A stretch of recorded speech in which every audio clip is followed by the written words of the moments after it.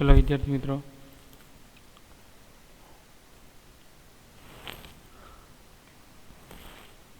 આજના લેક્ચરમાં આપણે 12th સાયન્સમાં લાસ્ટ ટાઈમ ત્રિજ્યાનું સમીકરણ મેળવી લીધું હતું અને હવે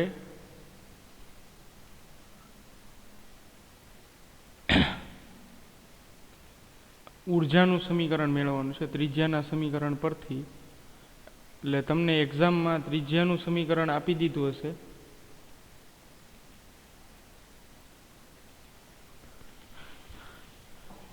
લાસ્ટ ટાઈમ લેક્ચરમાં આપણે ત્રિજ્યાનું સમીકરણ મેળવ્યું તો વિદ્યાર્થી મિત્રો. હવે એના પરથી આપણે ઊર્જાનું સમીકરણ હાઇડ્રોજન પરમાણુ, જેમ આપણે બોહરના પહેલા પરમાણુ મોડલનો ઉપયોગ કરીને બોહરના પહેલા અધિતર્કનો ઉપયોગ કરીને, એટલે કે પહેલું એટલે આમ બીજું L બરાબર NH/2π એનો ઉપયોગ કરીને આપણે ત્રિજ્યાનું સમીકરણ જે મેળવેલું હતું એના પરથી ઊર્જાનું સમીકરણ મેળવવાનું છે. તો ત્રિજ્યાનું સમીકરણ આવું કંઈક હતું વિદ્યાર્થી મિત્રો.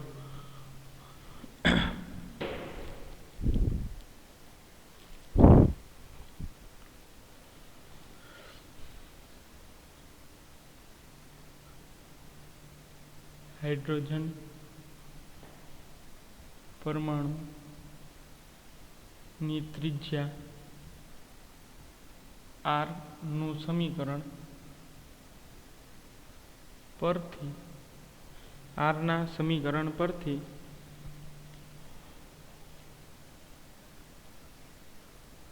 હાઇડ્રોજન પરમાણુ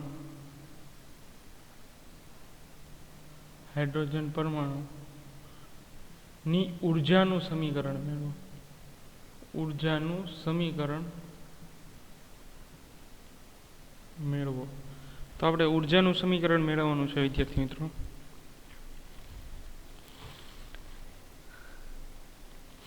તો R નું સમીકરણ, ત્રિજ્યાનું સમીકરણ R બરાબર n²h²ε0 πZme². આ સમીકરણ છે ત્રિજ્યાનું સમીકરણ. હવે આ સમીકરણનો ઉપયોગ કરીને આપણે કુલ ઊર્જાનું સમીકરણ મેળવવાનું છે. કુલ ઊર્જાનું સમીકરણ. ચલો વિદ્યાર્થી મિત્રો, કુલ ઊર્જા E મેળવી છે. તો હવે વિદ્યાર્થી મિત્રો કુલ ઊર્જા બરાબર શું થશે? તો કે કુલ ઊર્જાનું સમીકરણ છે ગતિ ઊર્જા પ્લસ સ્થિતિ ઊર્જા. કુલ ઊર્જાનું સમીકરણ ગતિ ઊર્જા પ્લસ સ્થિતિ ઊર્જા. હવે ગતિ ઊર્જાનું સમીકરણ આપણે વિદ્યાર્થી મિત્રો જાણીએ છીએ. ગતિ ઊર્જા એ છે 12 mv². આ ગતિ ઊર્જાનું સમીકરણ છે વિદ્યાર્થી મિત્રો. હવે સ્થિતિ ઊર્જાનું એવી જ રીતે, જેમ ગતિ ઊર્જાનું છે એવી જ રીતે સ્થિતિ ઊર્જા.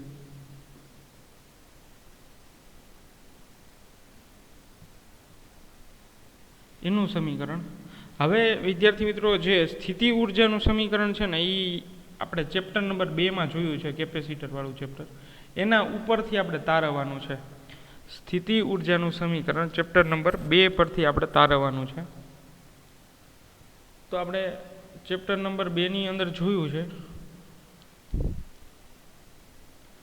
તો એમાંથી જ આપણે તારવવાનો પ્રયત્ન કરીએ.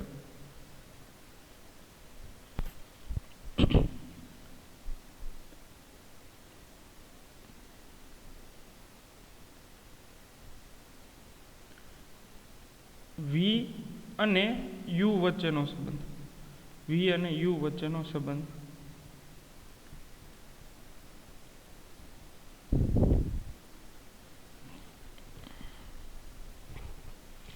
ચલો, તો V બરાબર QV આવું સમીકરણ હતું આપણી પાસે. V બરાબર QV.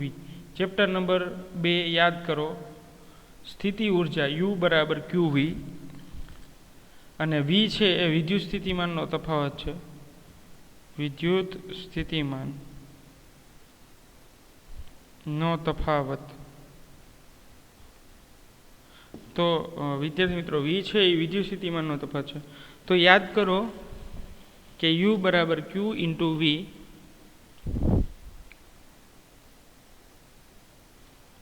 હવે અહીંયા જો U છે એ સ્થિતિ ઉર્જા છે, તો એ જ સ્થિતિ ઉર્જાની કિંમત અહીંયા મેળવવાની છે, કારણ કે એ જે કોલમ્બિયન ફોર્સ છે એના કારણે જે સ્થિતિ ઉર્જા જનરેટ થાય છે એના સંદર્ભમાં આપણે લખવાનું છે, કારણ કે U બરાબર જ W છે, કાર્ય બરાબર સ્થિતિ ઉર્જા છે, સ્થિતિ ઉર્જા બરાબર Q ઇન્ટુ V છે.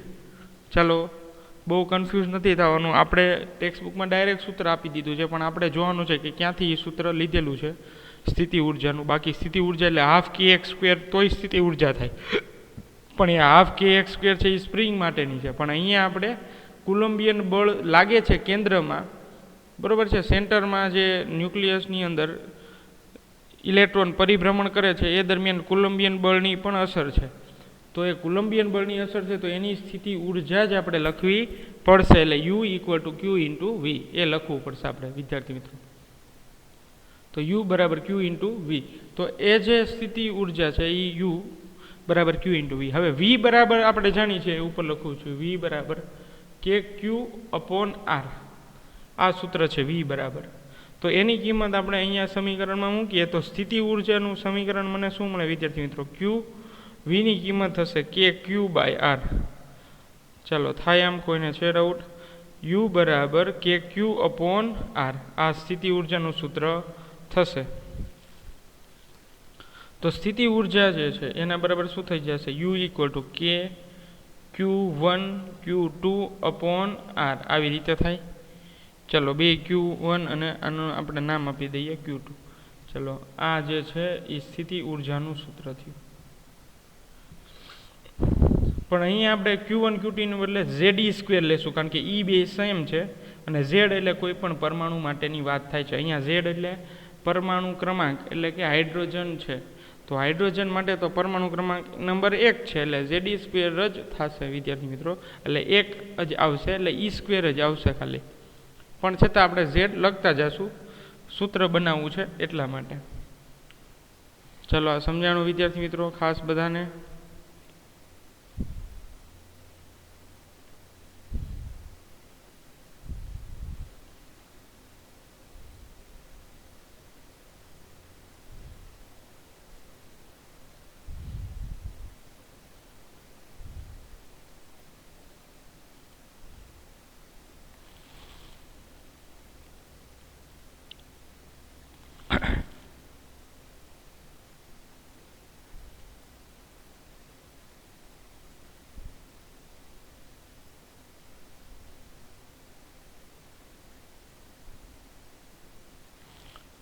ચલો વિદ્યાર્થી મિત્રો, તો હવે જો એ આપણે અહીંયા કિંમત મૂકતા જઈએ. હવે સમજાણું ક્યાંથી આવ્યું ભાઈ સ્થિતિ ઉર્જાનું? તો ચેપ્ટર નંબર 2 પરથી લીધેલું છે.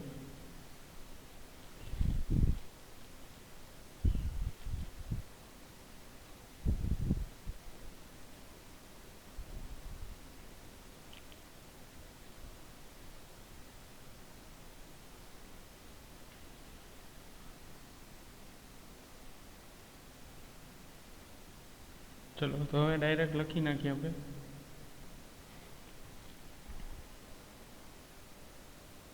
કેની જગ્યાએ લખી 1/4πε0 Ze² upon R. Q1 Q2 ની જગ્યાએ E² આવી ગયા અને K ની જગ્યાએ 1/4πε0 આવી ગયા છે. ચલો, આ બંને સમીકરણનો અહીંયા જે છે આ સમીકરણની અંદર સમાવેશ કરવાનો છે, એડ કરવાની છે કિંમત. પણ એક વસ્તુ યાદ રાખો વિદ્યાર્થી મિત્રો, સ્થિતિ ઉર્જા છે એ હંમેશા ઋણ હોય છે. સ્થિતિ ઉર્જા હંમેશા ઋણ હોય છે. તો આપણે સ્થિતિ ઉર્જાની કિંમત ઋણ લેવાની થશે. સમજાય છે વિદ્યાર્થી મિત્રો?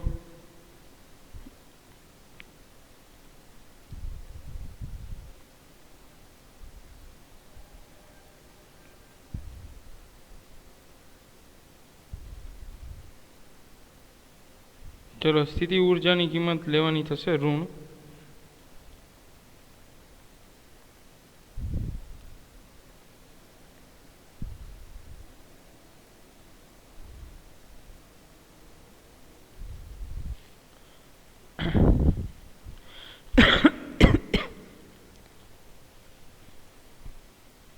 चलो तो હવે અહીંયા કિંમત એડ કરી દઈએ તો E બરાબર થશે વિદ્યાર્થી મિત્રો half mv square minus 1/4πε0 ZE square upon r. ચલો થાય વિદ્યાર્થી મિત્રો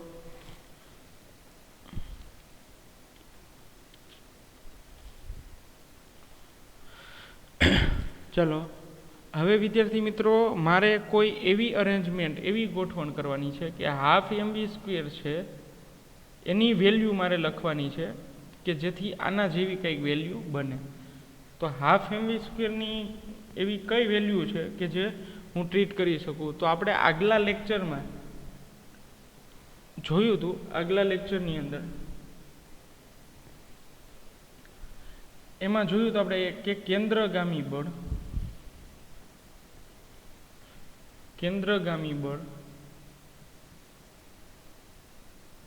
બરાબર કુલમ્બિયન બળ આ આપણે જોયું હતું વિદ્યાર્થી મિત્રો કેન્દ્રગામી બળ બરાબર કુલમ્બિયન બળ આ આપણે જોયું હતું તો E = half mv square minus 1/4πε0 ZE square upon r તો કેન્દ્રગામી બળ બરાબર કુલમ્બિયન બળ હવે કેન્દ્રગામી બળ વિદ્યાર્થી મિત્રો હતું આપણું mv સ્ક્વેર અપોન r ચાલો તો mv સ્ક્વેર અપોન r = કુલમ્બિયન બળ છે 1/4πε0 ZE square upon r કુલમ્બિયન બળમાં ZE square upon r આવશે જ્યારે સ્થિતિ ઊર્જામાં 1/r આવશે બાકી બધું સેમ છે અહીંયા આપણે r સ્ક્વેર આવશે અને અહીંયા ખાલી r આવશે સ્થિતિ ઊર્જામાં બસ આટલો જ ચેન્જ છે કુલમ્બિયન બળ અને સ્થિતિ ઊર્જામાં એટલો જ ચેન્જ છે r નો ચલો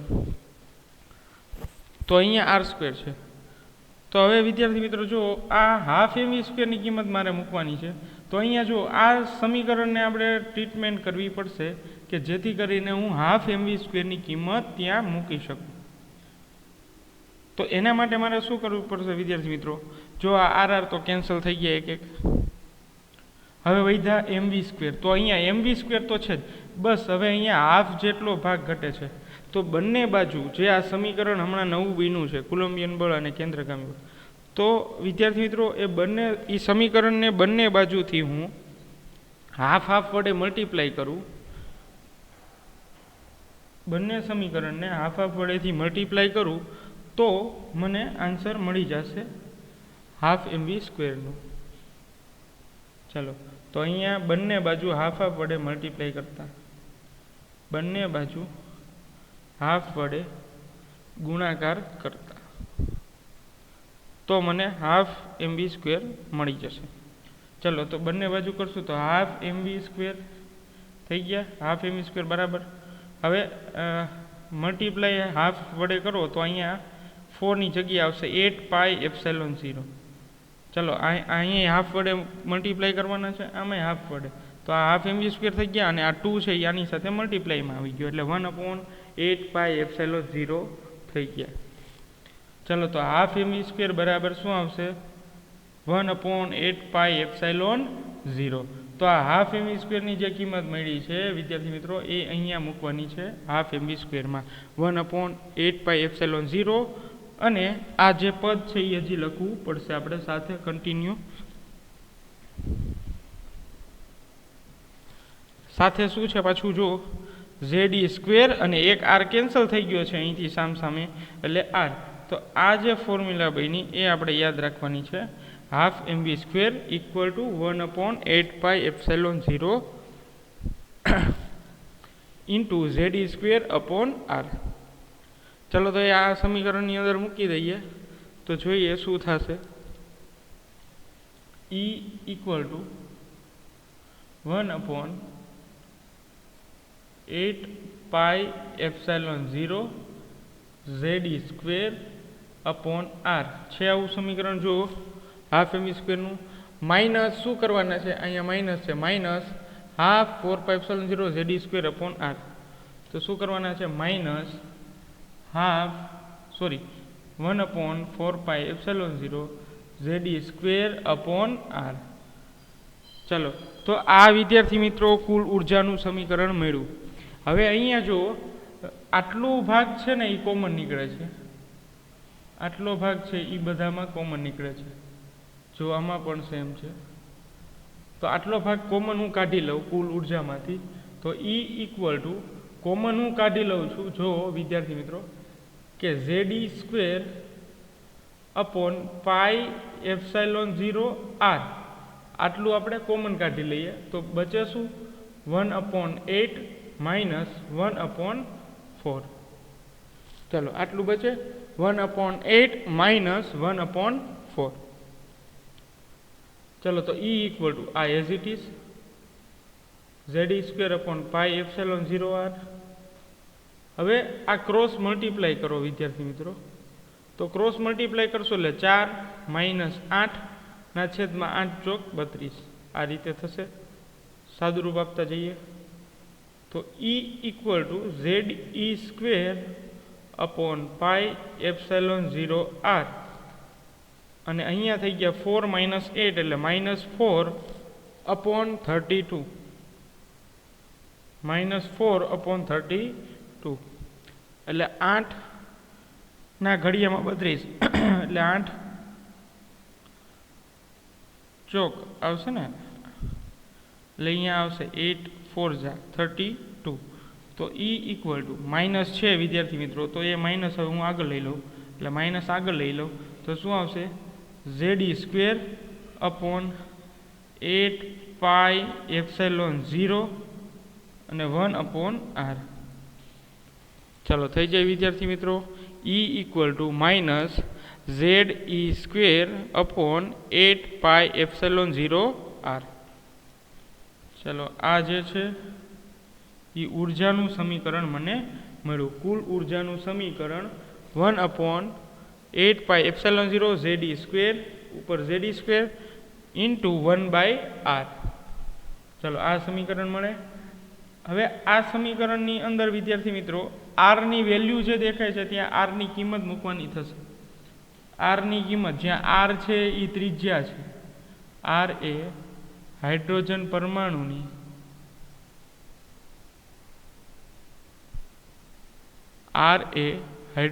પરમાણુની ત્રિજ્યા દર્શાવે છે.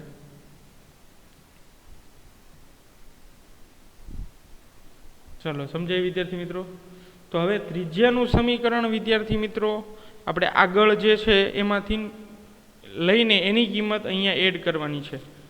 તો જો R ની કિંમત છે n² h² ε0 πm ZE square. તો આની કિંમત વિદ્યાર્થી મિત્રો આપણે એડ કરવાની થશે આ સમીકરણની અંદર. ચલો, R ની કિંમત યાદ રાખજો, n² h² ε0 πZME સ્ક્વેર. તો પહેલાં હું આ એની કિંમત લખી નાખું, પછી એ એડ કરી દઉં છું. E equal to minus ZE square upon 8πε0 અને 1/ જે R છે એની કિંમત આપણે આગળથી લેવાની છે. ચલો, તો એ R ની કિંમત છે n² h² ε0 πZME સ્ક્વેર, એટલે n² h² ε0 અને છેદનો છેદ અંશમાં જશે ઉપર પાઈ. એક મિનિટ જોઈ લઈએ આપણે, n² h² ε0 ઓકે, અને નીચે જે છે આ પાઈ ZME સ્ક્વેર એ ઉપર વહી જશે. પાઈ શું ઉપર જશે, પાઈ ZME સ્ક્વેર, પાઈ ZME સ્ક્વેર આટલું જે ભાગ છે એ ઉપર વહી જશે.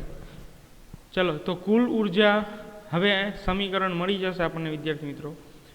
તો અહીંયા પાઈ કેન્સલ થશે. જો ફોર્મ્યુલા જે છે એમાં આ જો R ની ફોર્મ્યુલા મૂકી દીધા બાદ પાઈ કેન્સલ થઈ જશે. પછી જો આ ε0 અને આ ε0 એ બેયનો સ્ક્વેર થઈ જશે. પછી હજી જો આ જે ઈ સ્ક્વેર છે અને આ ઈ સ્ક્વેર છે, તો ઈ નો સ્ક્વેર જે છે એટલે e⁴ થઈ જશે. તો ચાલો ફોર્મ્યુલા આવી રીતે થશે અને આ થઈ જશે ઝેડ. એટલે E equal to Z E square એમ, ચાલો અને નીચે આવશે 8n² h²0² આ રીતે. ચાલો તો આ ફોર્મ્યુલા મળશે વિદ્યાર્થી મિત્રો આપણને. જો E equal two ZE² n² h²ε² આ રીતે નીચે થઈ જશે.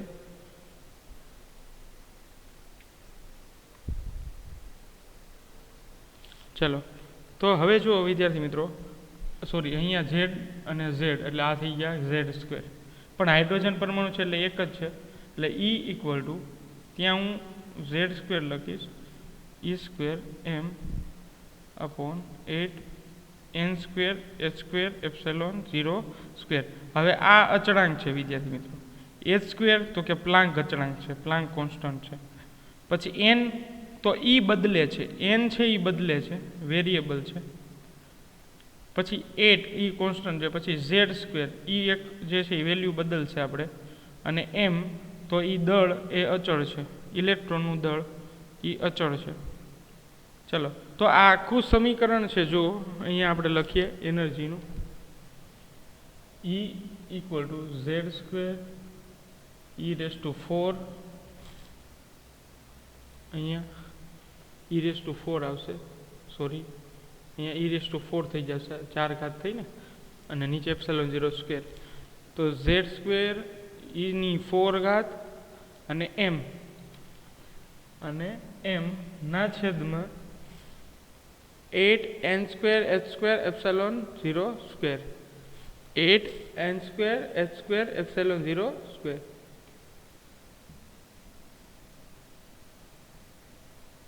ચલો હવે આ બધું કોન્સ્ટન્ટ છે વિદ્યાર્થી મિત્રો. તો એ બધા કોન્સ્ટન્ટની કિંમત એટલે હું લખી દઉં છું Z² sorry e⁴ m/8 h²ε0². આ બધાની કિંમત થશે 13.6 વિદ્યાર્થી મિત્રો. 13.6 સોલ્યુશન કરશો તો તમને વેલ્યુ મળશે અરાઉન્ડ 13.6. તો આ વેલ્યુ તમારે યાદ રાખવાની છે. આ બધી અચળાંકની વેલ્યુ છે. જો તમારે પ્રૂફ કરવું હોય તો તમે કરી શકો વેલ્યુ મૂકીને. જો તમારે આનું પ્રૂફ કરવું હોય તો તમે વેલ્યુ મૂકીને પ્રૂફ કરી શકો છો. જેમ કે E બરાબર 1.6 ગુણ્યા 10⁻⁹ તો આની 4 ઘાત કરવાની છે. પછી m તો કે માસ ઓફ ઇલેક્ટ્રોન 9.1 × 10⁻31. ચલો આટલું કિલોગ્રામ થઈ જશે આ EVમાં. પછી પ્લાન્ક કોન્સ્ટન્ટ h², તો h ની વેલ્યુ છે 6.632 × 10⁻32 જૂલ ઇન્ટુ સેકન્ડ. આ h² ની છે. અને ε0 ની વેલ્યુ 8.85 ગુણ્યા 10⁻12. ચલો તો આ બધાની વેલ્યુ જે છે એ આપણે લખી નાખી છે વિદ્યાર્થી મિત્રો. અને આ બધાની વેલ્યુ તમે આ સમીકરણમાં મૂકશો તો 13.6 મળશે. આ સમીકરણની અંદર એડ કરજો તો 13.6 મળશે. પણ એની કંઈ આપણે સાબિતીની જરૂર નથી, એ યાદ જ રાખવાની છે. 13.6 એટલી એનર્જી છે એ યાદ જ રાખવાની છે, 13.6. તો E ઇક્વલ ટુ શું થશે વિદ્યાર્થી મિત્રો? -13.6 Z²/n². તો આના માટે તો 1 છે, પણ એક વસ્તુ યાદ રાખવાની વિદ્યાર્થી મિત્રો કે મુખ્ય ક્વોન્ટમાંક અને ઉર્જા વચ્ચેનો સંબંધ આવી રીતે છે, E∝ n². જ્યારે ત્રિજ્યા સાથે આવો સંબંધ હતો R∝ n².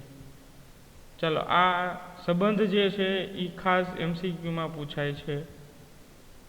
આ જે રિલેશન છે એ MCQ માટે ખાસ કરવાના છે. આ બે 4 MCQ. MCQ માટે ખાસ કરવાના છે. R proportional to n square અને E proportional to 1/n². તો આ સંબંધ એવો દર્શાવે છે n એટલે મુખ્ય ક્વોન્ટમાંક નંબર થશે. મુખ્ય ક્વોન્ટમાંક સંખ્યા. તો મુખ્ય ક્વોન્ટમાંક સંખ્યા એટલે શું થશે વિદ્યાર્થી મિત્રો? તો કે જેમ જેમ તમે કક્ષામાં આગળ વધતા જશો, જેમ જેમ ઓર્બિટ નંબર વધતા જશે, એમ એમ કેન્દ્ર પ્રત્યેનું આકર્ષણ છે એ ઘટતું જશે. એટલે સપોઝ કે આ પ્રોટોન અને ન્યુટ્રોન છે સેન્ટરમાં, તો આ એની પહેલી કક્ષા થઈ, આ બીજી કક્ષા થઈ, આ ત્રીજી કક્ષા થઈ, આ ચોથી કક્ષા થઈ.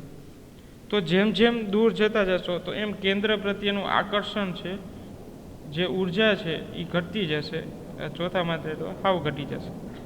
ચલો, અને E પાછું કઈ રીતે ઘટે છે? સ્ક્વેરના પ્રમાણે. એટલે સપોઝ કે E proportional to n² છે, તો E = 1/ બીજી કક્ષા માટેની વાત કરીએ તો 1/4 થશે, અને ઉપર છે 13.6, તો 13.6 ભાગ્યા 4 એટલે હાઇડ્રોજન કરતાં ચોથા ભાગ જેટલી ઘટશે. પહેલી કક્ષામાં 13.6 છે, તો બીજી કક્ષામાં જાઓ તો ચોથા ભાગની ઘટે છે, કારણ કે નીચે 2નો સ્ક્વેર કરશો એટલે 2નો સ્ક્વેર 4 થશે. એવી જ રીતે 3 માટે કરીએ તો આના માટે જો હું તમને કહું, બીજી કક્ષા માટે એનર્જી હશે 10.2 સમથિંગ, 10.2 ઇલેક્ટ્રોન વોલ્ટ, આટલી એનર્જી છે વિદ્યાર્થી મિત્રો. તો આ EVમાં જ આવશે. તો આ ખાસ ઉર્જાનું સમીકરણ યાદ રાખવાનું છે વિદ્યાર્થી મિત્રો. તો n² જે છે એ શું દર્શાવે છે કે જેમ તમે આગળ ઓર્બિટમાં વધતા જશો એમ એમ કેન્દ્ર પ્રત્યેનું આકર્ષણ છે એ ઘટતું જાય છે.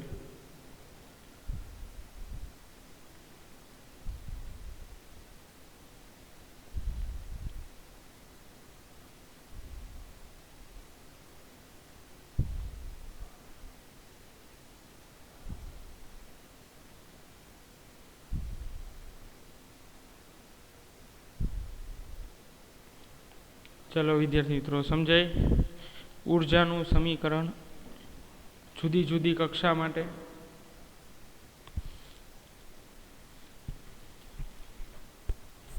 તો આ જે છે એ આપણે વર્ણપટમાં પણ આ જ વસ્તુ જોવાની છે. શ્રેણી વર્ણપટ છે, તો જુદી જુદી ઉર્જાના સ્તરો છે. તો પહેલી ઉર્જા સ્તરમાં કેટલો, બીજી ઉર્જામાં સ્તરમાં કેટલો, એક ક્વેશ્ચન છે, પણ એ આપણે આ જ રીતે પ્રૂફ કરવાનું છે કે હાઇડ્રોજનની પહેલી કક્ષામાં કેટલા ઇલેક્ટ્રોન રહેલા છે, બીજી ઓર્બિટમાં તમે જાઓ તો ઉર્જા છે એ ઘટતી જાય છે. અને હા, એક માઇનસ જે અહીંયા દર્શાવે છે એટલે એટલી બાઇન્ડિંગ એનર્જીથી જોડાયેલા છે. અહીંયા માઇનસ આવશે સૂત્રમાં વિદ્યાર્થી મિત્રો. E = -10.2 EV. તો આ એવું દર્શાવે છે કે જેમ જેમ તમે કક્ષામાં આગળ જતા જાઓ તેમ તેમ, એટલે 13.6 અને બાજુમાં અહીંયા આવશે z², એટલે 2માં એટલે બીજીનો સ્ક્વેર કરવો પડશે. ચલો, તો જેમ જેમ કક્ષામાં તમે આગળ જતા જશો વિદ્યાર્થી મિત્રો, એમ એમ ઘટતું જાય છે, કેન્દ્ર પ્રત્યેનું આકર્ષણ છે એ ઘટતું જાય છે. એની જે ઉર્જા છે એ ઘટતી જાય છે.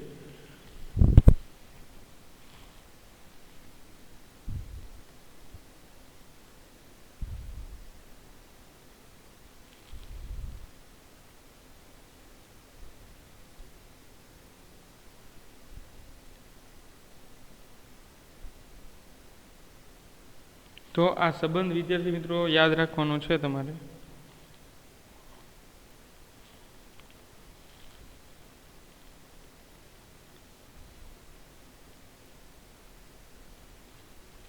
પછી આ જે છે એ પહેલી કક્ષા માટે 13.6 ભાગ્યા 4 કરશો વિદ્યાર્થી મિત્રો, એટલે ઉર્જા આવશે -3.4 EV આવશે.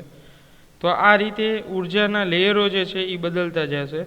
3.4 પછી એને ભાગ્યા જે છે એ 9 કરીએ આપણે, એટલે 13.6 ભાગ્યા 9 એટલે આવશે 1.5. તો એના પછીની કક્ષા માટે 1.4 EV જેટલી એનર્જી હશે, પણ માઇનસ. તો આ જુદી જુદી કક્ષા માટેના સ્તર માટેની એનર્જી તમે મેળવી શકો છો, પણ EVમાંથી કન્વર્ટ કરવા માટે તમને ખ્યાલ હોવો જોઈએ. 1.6 × 10⁻⁻19 વડે ભાગાકાર કરશો તો એ જૂલમાં કન્વર્ટ થઈને તમને મળશે.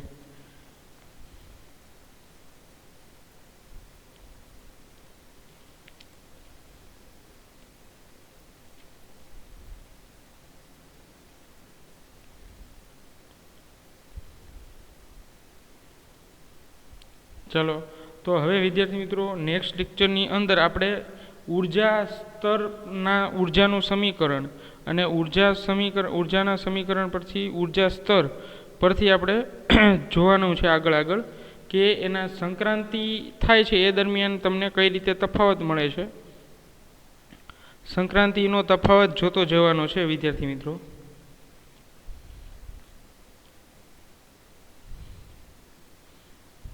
તો આપણે એ નેક્સ્ટ લેક્ચરમાં જોવાનું થશે. તો તમને અત્યારથી કહી દો કે એ ટેક્સ્ટબુકમાં થોડું રીડિંગ કરીને રાખજો, અથવા તો તમને જે PDF સેન્ડ કરી છે એના પરથી પણ તમે જોઈ શકો છો, સમજી શકો છો.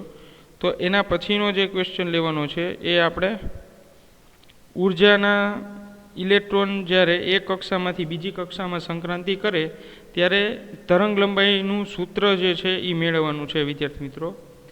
તરંગ લંબાઈનું સમીકરણ મેળવવાનું છે.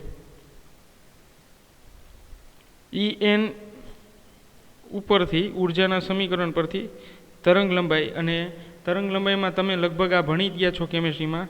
બામર શ્રેણી, લાયમન શ્રેણી, પાસ્ટન શ્રેણી, બ્રેકેટ અને ફંડ. તો આ શ્રેણી અને ત્યારબાદ આપણે બોહર મોડલની સફળતા અને મર્યાદા જોઈ લઈશું.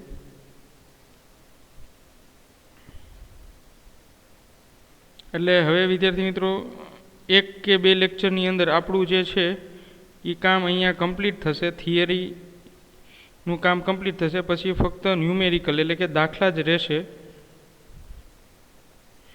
ચાલો, તો હવે નેક્સ્ટ લેક્ચરમાં એ જોશું વિદ્યાર્થી મિત્રો આપણે.